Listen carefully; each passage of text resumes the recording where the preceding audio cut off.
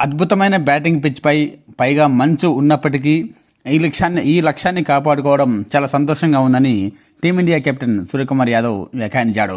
First టీ20 గెలిచిన అనంతరం తమ ఫీల్డింగ్లో ఇంకాస్త బెటర్గా ఎఫెక్ట్ చూపించాలని వ్యాఖ్యానించాడు. ఈ మ్యాచ్లో మా ప్రదర్శన చాలా సంతోషంగా ఉందని, అద్భుతంగా ఉందని వ్యాఖ్యానించాడు. ఫస్ట్ బ్యాటింగ్ చేసి భారీగా పరుగులు సాధించడం ఎప్పుడు కూడా చాలా పాజిటివ్గానే భావిస్తాను. ఆ తర్వాత డ్యూ ప్రభావం ఉన్నప్పటికీ ఆ లక్ష్యాన్ని కాపాడుకోవడం చాలా ఇంట్రెస్టింగ్గా ఉందని వ్యాఖ్యానించాడు. ఇది చాలా పెద్ద పాజిటివ్ ఇంటెంట్ నేను అనుకుంటున్నాను.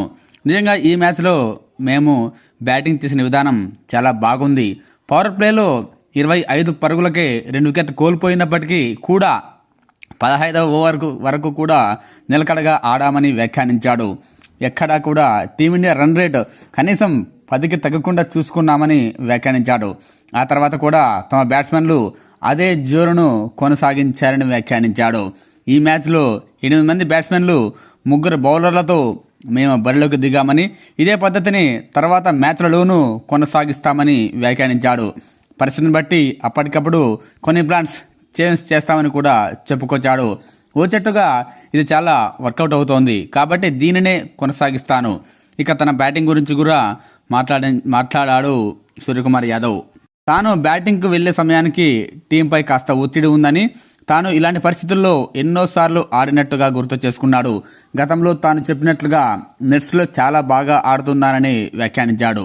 మ్యాచ్లో కొన్ని బంతులు ఎదుర్కొన్న తర్వాత న్యాచురల్గా నా శైలిలో నేను ఆడినట్లు వ్యాఖ్యానించాడు.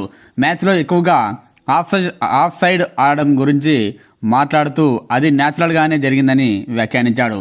ఇక ఫీల్డింగ్ గురించి కూడా మాట్లాడుతూ ఈ విభాగంలో తాము ఇంకాస్త మెరుగుపడితే ఇంకా బెటర్గా ఉంటుందని చెప్పుకొచ్చాడు. మంచి ప్రభావం ఉన్నప్పుడు కొన్ని తప్పిదాలు జరుగుతాయని, అందుకనే తాను ఆటగాళ్లకు పూర్తిగా మద్దతు ఇస్తా అన్నాడు.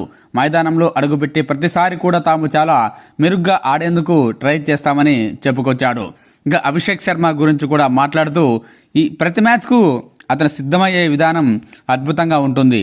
ఇక అతను బ్యాటింగ్ చేసే తీరు మాత్రం అద్భుతం.